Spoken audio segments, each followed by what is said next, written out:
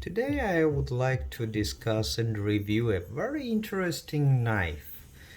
Bob Lam designed Seki cut knife. These knives were produced between year 1998 and 2000. Now, as you know, maybe you don't know, Seki city in Japan, it has a long history of making traditional samurai katanas and all the best knives, folding knives, fixed blades with VG10, Japanese steels. Amazing knife makers. So during 1990s they got together and they said, hey, let's form this partnership and make together this awesome Japanese knives. And Bob Lam, who died in 2007 due to cancer, amazing individual and a knife maker, amazing human being. He designed this knife, and it's a pretty awesome knife which I would like to talk about in great detail. This knife has a 4-inch blade. Was only 600 of these knives were made with a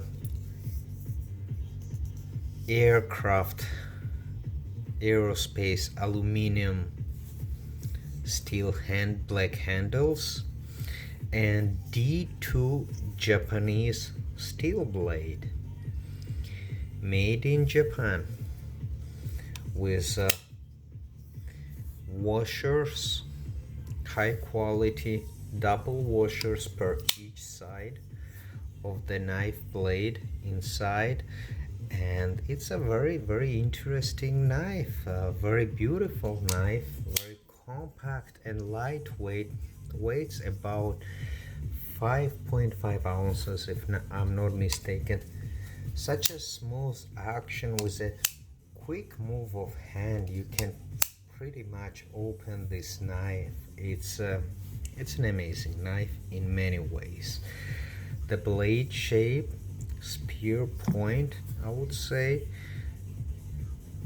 very classic. Slicer, quite thin, awesome. However, there are few things I would say this knife might need an improvement.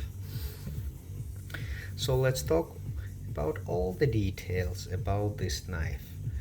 Now, the first thing, what I like, again, the blade shape. D2, I would say D2 is a pretty decent blade material. I especially enjoy American made D2 because with the American technology of making D2, especially the heat treating American method, American D2s differ from the rest of the D2s from around the world. American D2s are way much better and much higher quality than any other D2s, and ask any serious knife maker, they should agree with you on that point. Well, if they don't, that's their problem. But Japanese D2, I cannot complain too much about it. However, I have not tested it, giving it any rough test. But I would assume it's a decent blade. Also, I would love to see Japanese VG10. Japanese VG10 has proven to be an awesome blade material. However, again, with its shape, its design, I think this looks pretty good.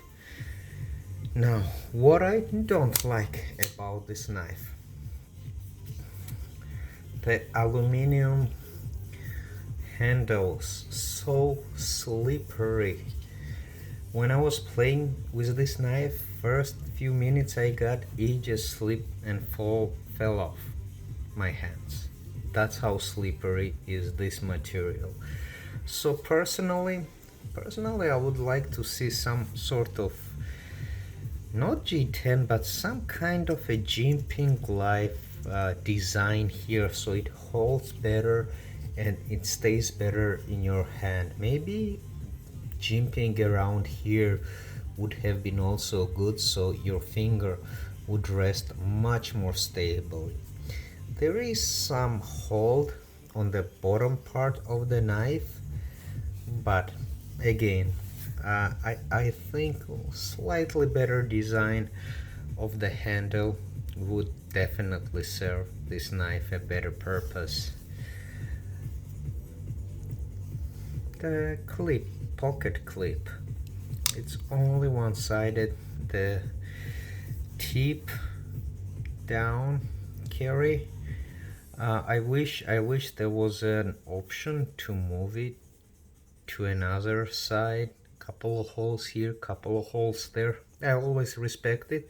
Although again, this is not a deal breaker. This is a super smooth knife. Again, with a quick hand, you can open it so fast, and I just love the smoothness of it. The liner lock. The liner lock is quite thin. Generally, I am not a fan of the liner locks in general. I prefer anything else but liner locks. But especially when liner lock is too thin, you know that once you put too much pressure on the knife, this will either jump to another side, go down and bend over. So any knife with a thin liner lock, I would call it a easy to soft to medium use knife, because you can't really put hard pressure on it. Overall my feelings about this knife, it's a decent knife and nice collectible piece for a soft to medium use. Oh, it's a perfect knife, and I think it's right now at this day and age, I think it's more of a great collectible piece for any collector to have than a knife to use for everyday utility purposes, cutting things, cutting wires, boxes, or using it in the kitchen. Bob Lamb is no longer with us, unfortunately, so this is a historic piece. Bob Lamb's been a wonderful knife